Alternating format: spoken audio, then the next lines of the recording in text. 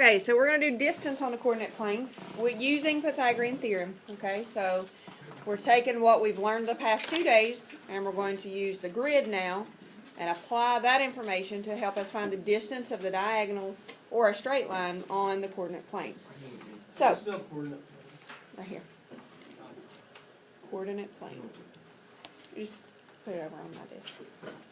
So the first thing that we're going to do is we're going to plot a couple points. That's why we do those pictures that create those different images to practice with plotting points, because it's important.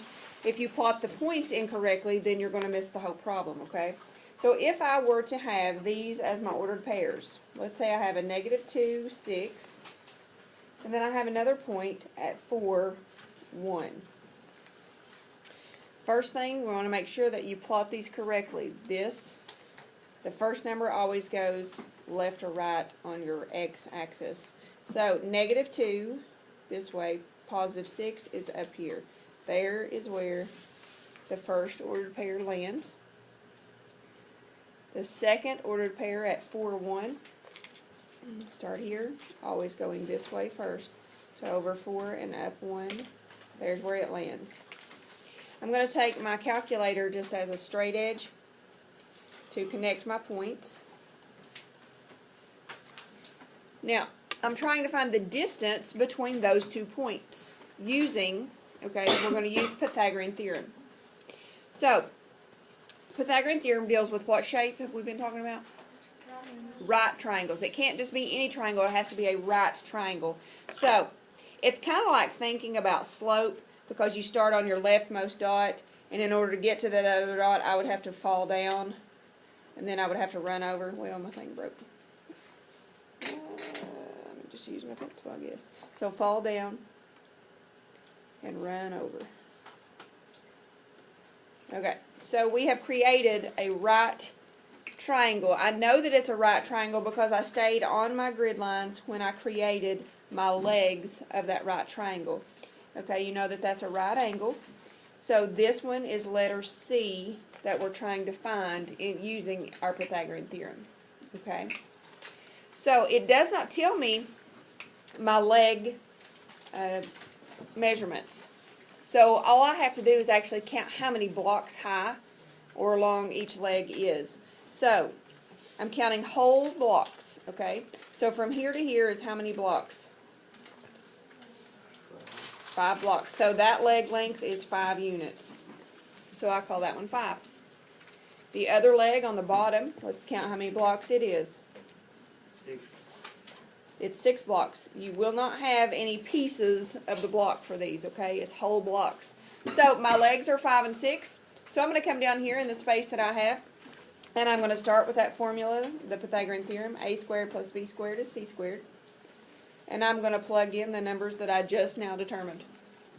My legs are 5 and 6 in any order you want to put them in. So I'll just start here with 5 squared plus 6 squared. I'm going to either do this in my brain.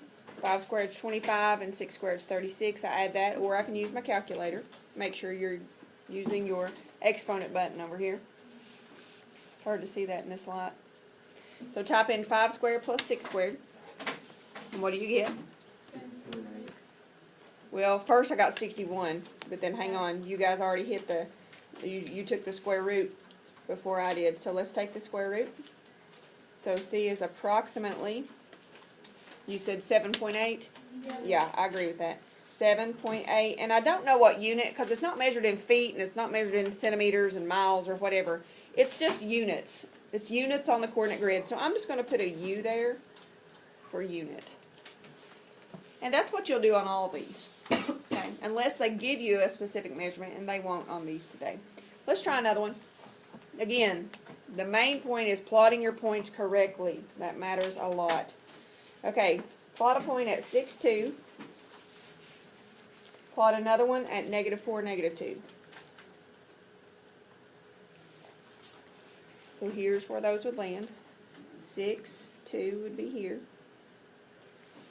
-4, -2 would land here. I'm going to connect my dots, or my points, I should say.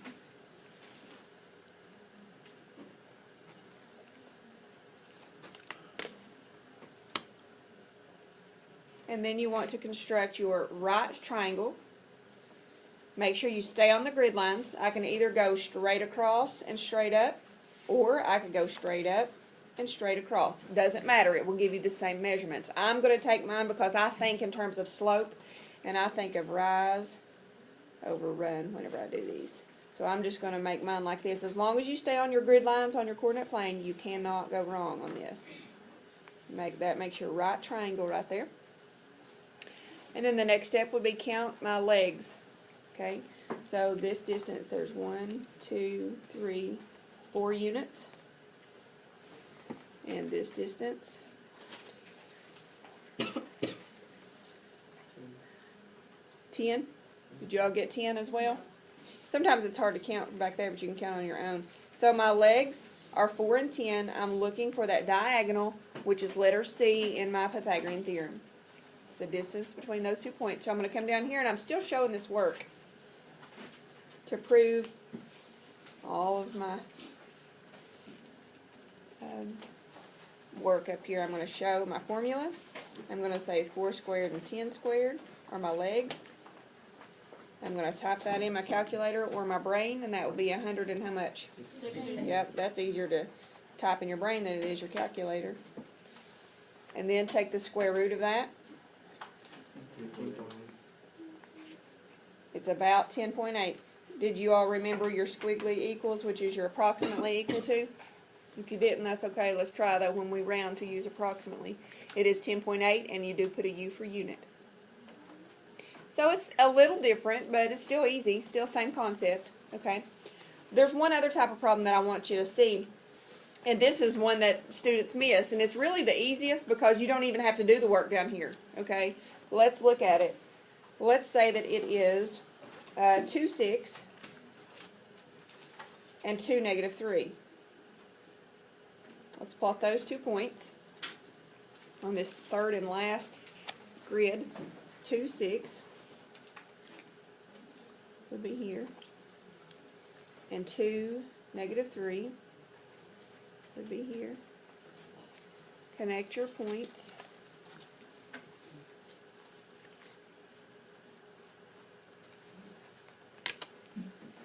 Now it's already on a grid line. It looks more like a leg, don't you agree? Because these over here were diagonals. And see how I couldn't count the little pieces of the block? I have no idea how much to count those for. So that's why I could not come up with 10.8. However, if it's a nice straight line, either vertical or horizontal, you should just be able to count your blocks. Can you count blocks to find this from this point to this point? Yes, let's count them. How many blocks would that be?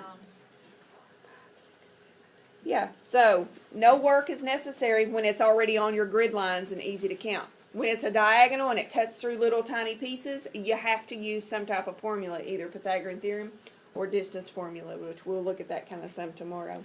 So this will be 9 units, and there's really not any work left to do. You just count it, and there you go. Could you form a right triangle? Yeah, I could, but there's really no need to. Okay? So that's what you got to do. What do you think? Easy? All right, I'll give you some practice. Huh? How can you form one?